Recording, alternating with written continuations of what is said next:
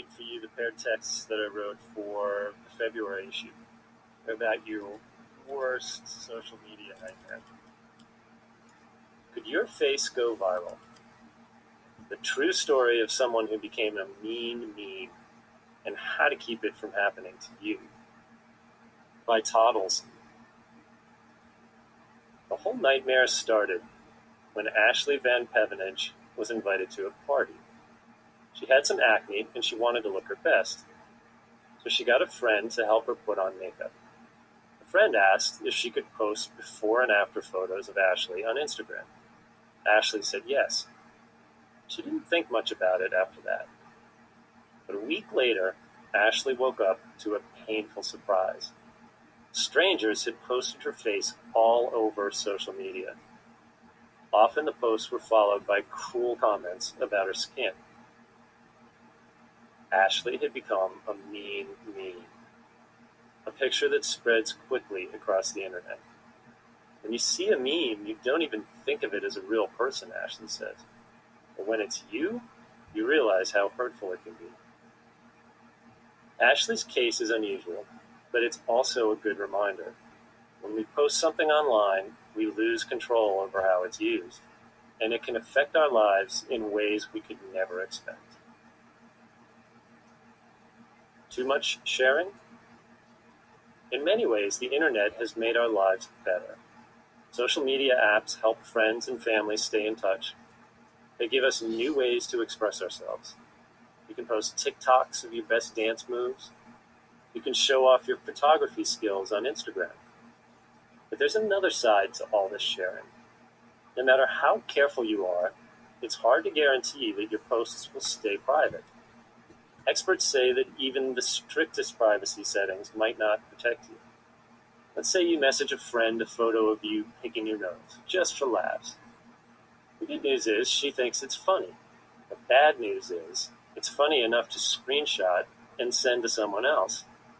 That person then posts the silly selfie to her public feed.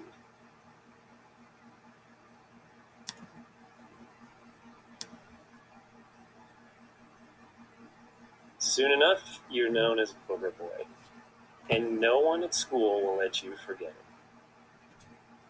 Who sees your posts? Is being called Booger Boy the end of the world? Maybe not. But once something is out there, it's hard to get rid of. Justin Patchen is a cyberbullying expert. He says you can always delete your posts or ask people to take theirs down, but you have no idea if they have been saved elsewhere, Patchen explains. They can take on a life of their own. If that happens, Ashley says, you never know who's watching. Online bullies made her life miserable, but they're not the only ones who might be paying attention. Colleges and employers will probably Google you. They might judge you depending on what they find.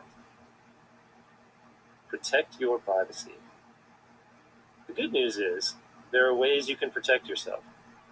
First of all, don't use your real name as your social media name. Second, check your privacy settings. Make sure your posts can be seen only by your friends and people you trust. Third, use the grandmother test. Before you post, ask yourself, would I be okay with Nana seeing this? Finally, set rules with friends and family. Ask before you share photos of them. Get them to do the same for you. If they post something you're not comfortable with, tell them to take it down. And if none of that works, you can always do what Ashley did. After her photos went viral, she decided to respond. She made a video to let people know how painful memes can be. That video got 1.7 million views. She also started an anti-bullying campaign called #CureTheHate.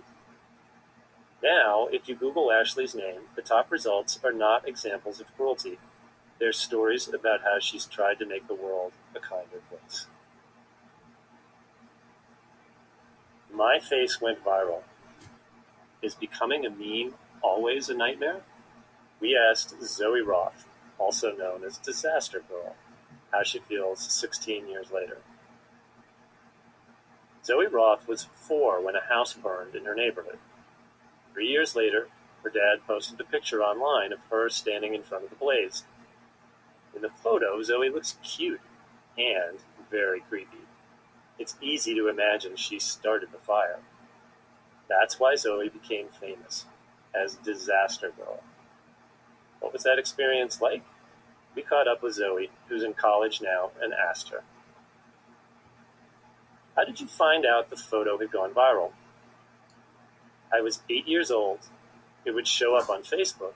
My cousins would call and say, 'Why did you put that picture in my feed?' And we were like, 'We don't know. It just got there.'" "What was your reaction at the time?" "I thought it was really cool. I told kids in my class, 'I'm famous.' Now I keep hearing that famous people have posted it, but it's never as exciting as it was at first." "Did you ever get bullied because of the meme?" "No. I mean, it's not an embarrassing photo. No one really thinks I started the fire. But other people aren't so lucky. You have to be really careful with what you post online." How has Disaster Girl affected you in the long run? It hasn't changed who I am. Mostly I've gotten a lot out of it. I have a big Instagram following. Sometimes people pay us to use the image. And last summer, the website BuzzFeed flew me to New York to do a video. I was in China at the time. They cared enough about my meme to fly me across the globe.